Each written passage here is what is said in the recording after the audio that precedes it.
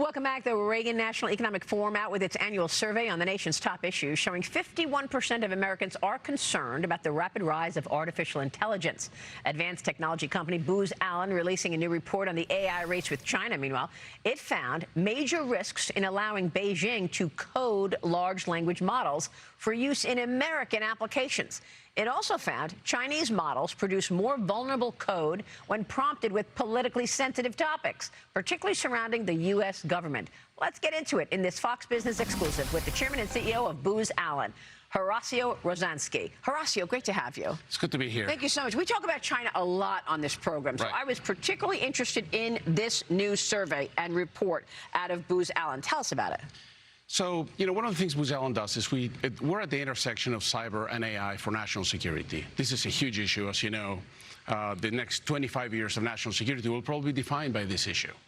That's right. And our work, part of our work is, for example, we test large language models to ensure they're safe, they're doing the things they're supposed to do, and so forth, and we test them in multiple languages. Because sometimes a model will behave differently in one language versus in another, depending on how you're prompting it. What we found in this study is that if you prompt a Chinese large language model on either a Chinese politically sensitive topic or a topic that matters to, like if you're saying, I'm working for a federal agency and I need help reviewing this code or writing code, it will actually write more vulnerable code than if you give it a neutral prompt. And why does this matter? Because then this code makes it into the software supply chain and in ways that we will never be able to trace it back, and could create a national security risk down the road. Well, this is just extraordinary, Horacio. I mean, we're worried, and we talk all the time about the fact that America is already reliant on the supply chain out of China. And you're saying that what we have learned and what you have learned is the fact that this is coming into the software supply chain? That is correct. It used to be that the software supply chain started with people coding. Well, now you have these models that help you code. So can you trust what they're putting out for you? And the risk is that these Chinese models, even though they don't code as well as the American models, they're a lot cheaper. And so they're gaining adoption in Silicon Valley and in lots of other places, because sometimes good enough is good enough, especially if you're on a budget. That's amazing. So it's the same MO as the CCP has had all of these years in terms of stealing intellectual property, in terms of undermining the United States. Same modus operandi by basically getting into the supply chain to try to rule the roost. And they want to do it on AI and on these large language models. And we don't have proof that they're doing it on purpose, but it's happening. Yeah. And what's really important, the administration understands this, by the way, and they're trying to balance safety and speed and accuracy and figuring out how to do that in a way that we don't slow down American industry. Yeah. But I think this is the key, and we want it to be a voice raising the alarm saying, look, we need to make sure that if these Chinese models are going to be used in the U.S., they're not used for national security, they're not used for critical infrastructure, and that they're managed very carefully. Very good, yes. Now, look, Secretary Bessent had a meeting with the major banks and the AI companies to say, look, are we prepared to have the proper patches in place to beat the bad actors? So putting China aside, there's also just bad actors. I mean, some of them come from China, some from Iran. Bad actors trying to hack into accounts, bank accounts, breach the system in America. So what about that? I mean, how worried are you about agentic AI and these agents behaving unpredictably? Very. I believe, Booz Allen believes, 2026 is going to be the year of cyber AI.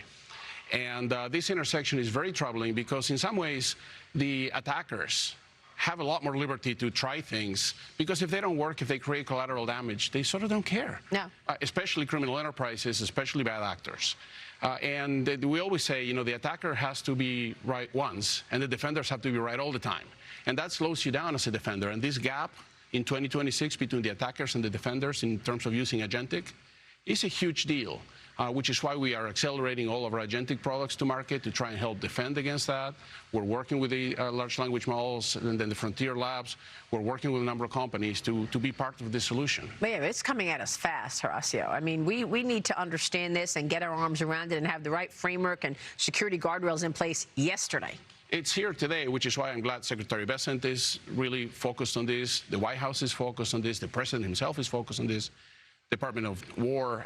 This has to be an all-out effort, not just by the government, by the way. Industry, all of us have a role to play here. You're right. You're right. So what is Booz Allen's role? So we're the largest provider of AI to the federal government. 75% of our business is national security.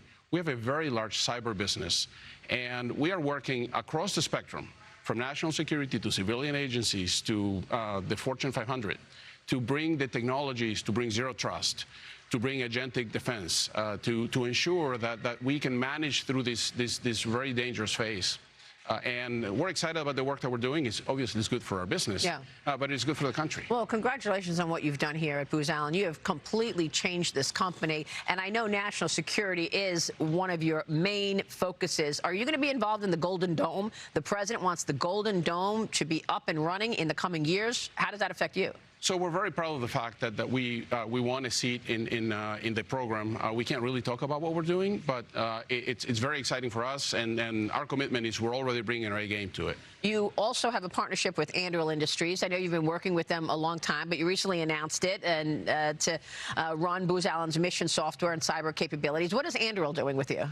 So Anduril and Booz Allen both have great capabilities, especially at the edge. And I'm obsessed with speed. We need to get things to our soldiers as fast as possible in this new world of warfare. And so I'll give you two examples. Anduril has a product called Voyager. It's a ruggedized computer device. We build on top of that product to create a very unique communications product that can be used in the night environment and all sorts of really dangerous and difficult places.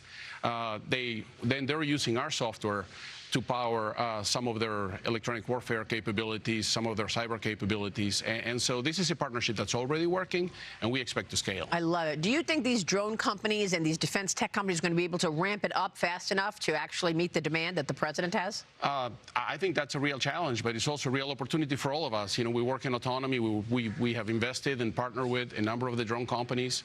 Our goal is to make sure that if the country needs to buy 1 million drones next year, that the technology is right to get that done, and so that these drones can also operate together, whether they're made by one manufacturer or many. That's a great point. Horacio, thank you for your leadership. Oh, thank you. We so appreciate you joining us this morning. Absolutely. Horacio is here from Booz Allen, and we'll take a quick break. You're watching Mornings with Maria live on Fox Business. Stay with us.